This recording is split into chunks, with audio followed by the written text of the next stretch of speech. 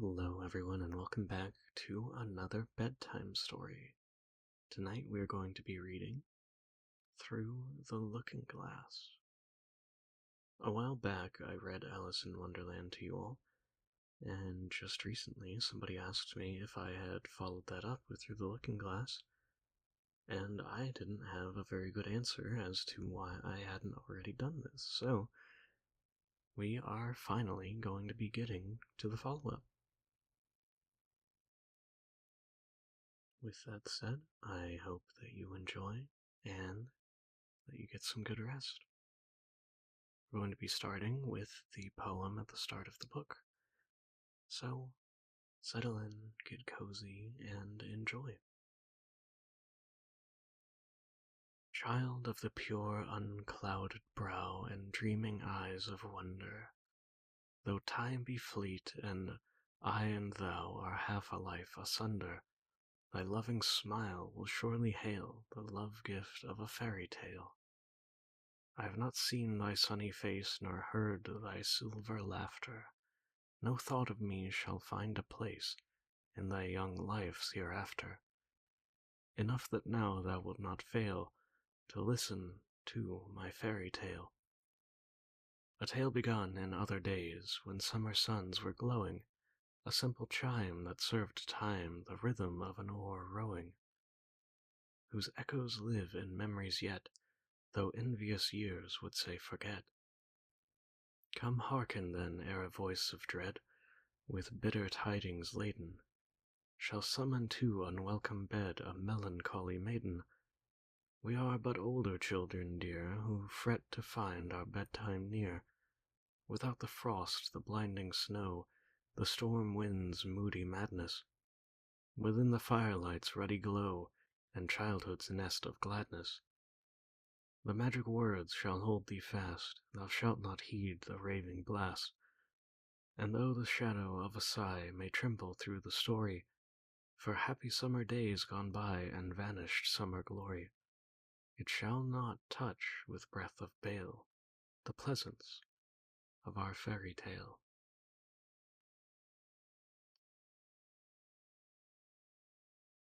Chapter 1. The Looking Glass House. One thing was certain, that the white kitten had nothing to do with it. It was the black kitten's fault entirely. For the white kitten had been having its face washed by the old cat for the last quarter of an hour, and bearing it pretty well considering. So you could see that it couldn't have been involved in any of the mischief.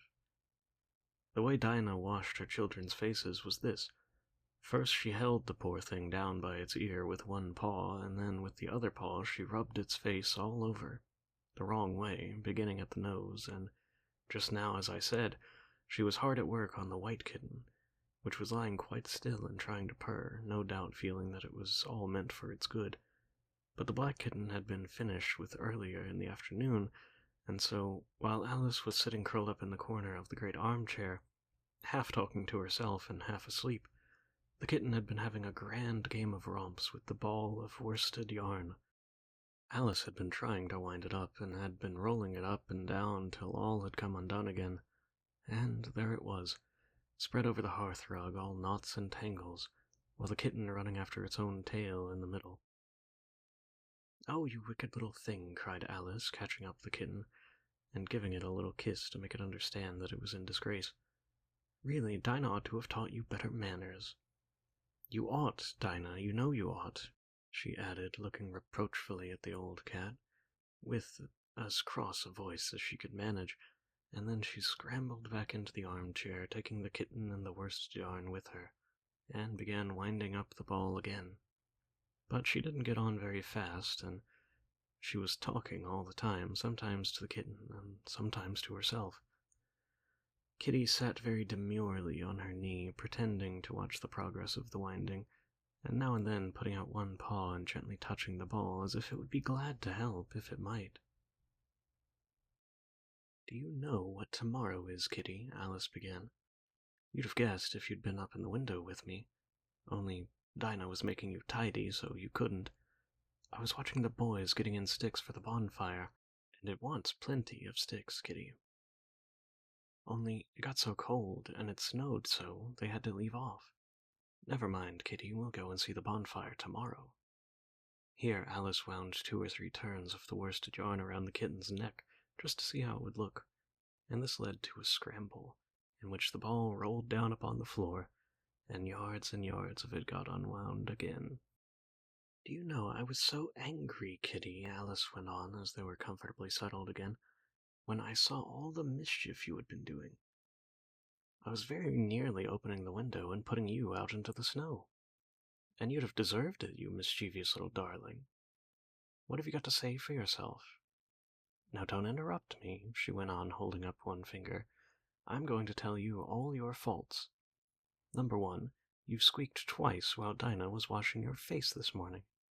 Now you can't deny it, Kitty, I heard you. What's that you say? Her paw went into your eye. Well, that's your fault for keeping your eyes open. If you'd shut them tight, it wouldn't have happened. Now don't make any more excuses, but listen. Number 2, you pulled Snowdrop away by the tail just as I had put down the saucer of milk before her. What, you were thirsty, were you? How do you know that she wasn't thirsty too? Now for number 3, you unwound every bit of the worsted while I wasn't looking. That's 3 faults, Kitty, and you've not been punished for any of them yet. You know I'm saving up all your punishments for Wednesday week. Suppose they had saved up all my punishments, she went on, talking more to herself than to the kitten. What would they do at the end of the year? I suppose I should be sent to prison. When the day came. Or, let me see, suppose each punishment was going without dinner. Then, when the miserable day came, I would have to go without 50 dinners at once. Well, I shouldn't mind that much. I'd far rather go without them than eat them. Do you hear the snow against the window panes, Kitty? How nice and soft it sounds, just as if someone was kissing the window all over outside. I wonder if the snow loves the trees and fields that it kisses them so gently. And then it covers them up, snug, you know, with a white quilt, and perhaps it says, "Go to sleep, darlings, till summer comes again." And when they wake up in the summer, Kitty, they dress themselves all in green and dance about whenever the wind blows. Oh, that's very pretty, cried Alice, dropping the ball of worsted to clap her hands. And I do so wish it was true. I'm sure the woods look sleepy in the autumn, when the leaves are getting brown. Kitty, can you play chess? Now, don't smile, my dear, I'm asking it seriously. Because when we were playing just now, you watched just as if you understood it, and when I said check, you purred. Well, it was a nice check, Kitty, and really I might have won if it hadn't been for that nasty knight that came wiggling down among my pieces. Kitty, dear, let's pretend. And here I wish I could tell you half the things Alice used to say, beginning with her favorite phrase, let's pretend. She had begun quite a long argument with her sister only the day before, all because Alice had begun with let's pretend we're kings and queens, and her sister, who liked being very exact, had argued that they couldn't, because there were only 2 of them. And Alice had been reduced at last to say, well, you can be one of them then, and I'll be all the rest. And once she had really frightened her old nurse by shouting suddenly in her ear, Nurse, do let's pretend that I'm a hungry hyena and you're a bone. But this is taking us away from Alice's speech to the kitten. Let's pretend that you're the Red Queen, Kitty. Do you know, I think if you sat up and folded your arms, you'd look exactly like her. Now do try, there's a dear. And Alice got the Red Queen off the table and set it up before the kitten as a model for it to emulate. However, the thing didn't succeed principally, so Alice said, because the kitten wasn't folding its arms properly. So to punish it, she held it up to the looking-glass that it might see how sulky it was. And if you're not good directly, she added, I'll put you into the looking-glass house. How'd you like that? Now, if you'll only attend, Kitty, and not talk so much, I'll tell you all my ideas about Looking-Glass House. First, there's the room you can see through the glass, of course. That's just the same as our drawing room, only the things go the other way. I can see all of it when I get up on a chair. all but the bit behind the fireplace. Oh, I do so wish I could see that bit. I want so much to know whether they've a fire in the winter. You never can tell, unless our fire smokes, and then smoke comes up in that room too. But that may only be pretense, just to make it look as if they had a fire. Well then, the books are something like our books, only the words go the wrong way. I know that because I've held up one of our books to the glass, and then they hold up one in the other room. How would you like to live in the looking-glass house, Kitty? I wonder if they'd give you milk there. Perhaps looking-glass milk isn't good to drink. But oh, Kitty, now we come to the passage. You can just see a little peep of the passage in the looking-glass house. If you leave the door out of our drawing room wide open, and it's very like our passage as far as you can see, only, it may be quite different on beyond. Oh, Kitty, how nice it would be if only we could get through into the looking-glass house.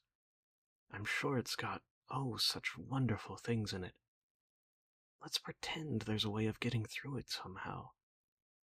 Let's pretend the glass has got all soft like gauze so we can pass right through it. Why, it's turning into a sort of mist now, I declare. It'll be easy enough to get through. She was up on the chimney-piece while she said this, though she hardly knew how she had got there, and certainly the glass was beginning to melt away, just like a bright silvery mist.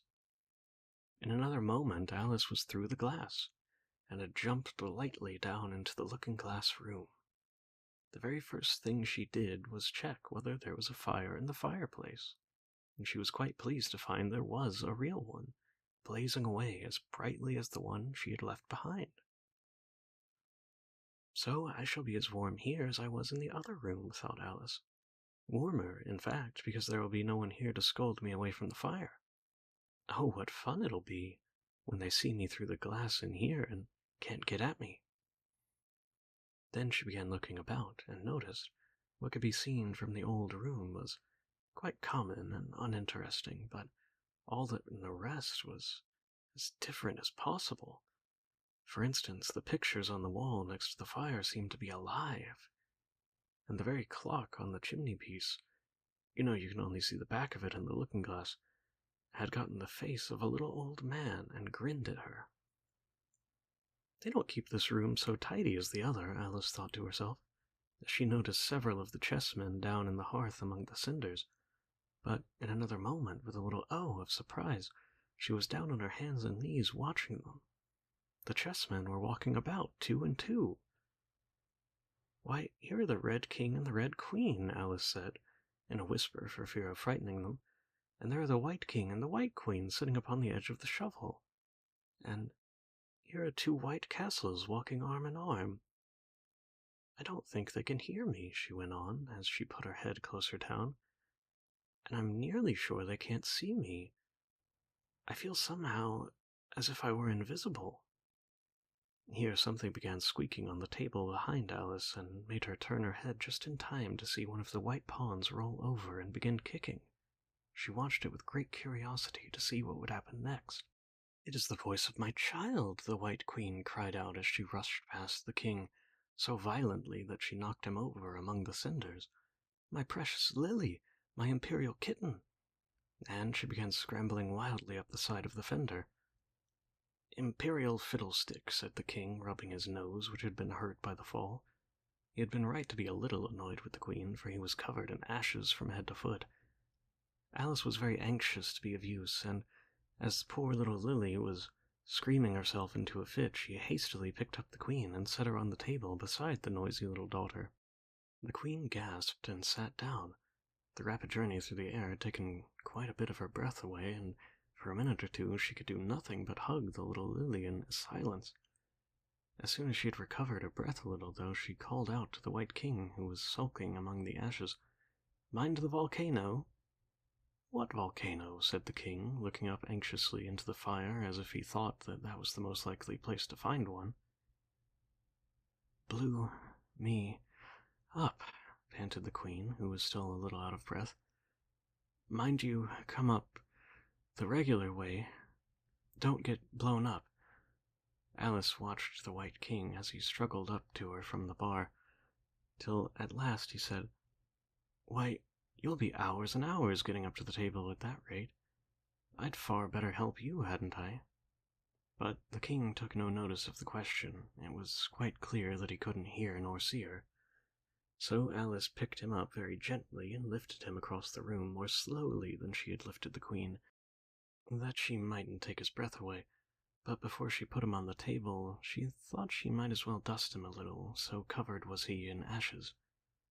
She said afterwards that she had never seen in all her life such a face as the king made when he found himself held in the air by an invisible hand and being dusted.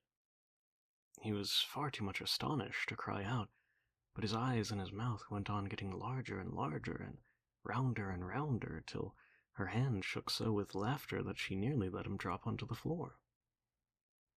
"Oh, please don't make such faces, my dear," she cried out, quite forgetting that the king couldn't hear her. "You'll make me laugh so that I can hardly hold you. And don't keep your mouth so wide open. All the ashes will get into it. There, now I think you're tidy enough," she added, as she smoothed his hair and set him upon the table near the Queen. The king immediately fell flat on his back and lay perfectly still, and Alice was a little alarmed at what she had done, and went round the room to see if she could find any water to throw over him. However, she could find nothing but a bottle of ink, and when she got back she found that he had recovered, and he and the Queen were talking together in a frightened whisper, so low that Alice could hardly hear what they said. The king was saying, "I assure you, my dear, I turned cold to the very ends of my whiskers," to which the Queen replied, "You haven't got any whiskers." "The horror of that moment," the king went on, "I shall never, never forget." "You will, though," the Queen said, "if you don't make a memorandum of it." Alice looked on with great interest as the king took an enormous memorandum book out of his pocket and began writing. A sudden thought struck her, and she took hold of the end of the pencil, which came some way up over his shoulder, and began writing for him. The poor king looked puzzled and unhappy, and struggled with the pencil for some time without saying anything, but Alice was too strong for him, and at last he panted out, "My dear, I really must get a thinner pencil. I can't manage this one bit. It writes all manner of things that I don't intend." "What manner of things?" said the Queen, looking over the book, in which Alice had put, "The White Knight is sliding down the poker. He balances very badly." "That's not a memorandum of your feelings." There was a book lying near Alice on the table, and while she watched the White King, for she was still a little anxious about him, and had the ink all ready to throw over him in case he fainted again, she turned over the leaves to find some part that she could read. "For it's all in some language I don't know," she said to herself. She puzzled over this for some time, but at last a bright thought struck her. "Why, it's a looking-glass book, of course, and if I hold it up to a glass, the words will all go the right way again." This was the poem that Alice read. Jabberwocky. "'Twas brillig the slithy troves, did gyre and gimble in the wabe. All mimsy were borogoves, and the mome raths outgrabe. Beware the Jabberwock, my son, the jaws that bite, the claws that catch. Beware the Jubjub bird, and shun the frumious Bandersnatch. He took his vorpal sword in hand, long time the Mangsom he fought, and so he rested by Tumtum tree, and stood awhile in thought. And as in uffish thought he stood, the Jabberwock with eyes of flame came whiffing through the tulgey wood, and burbled as it came. 1, 2, 1, 2, and through the vorpal blade went snicker-snack.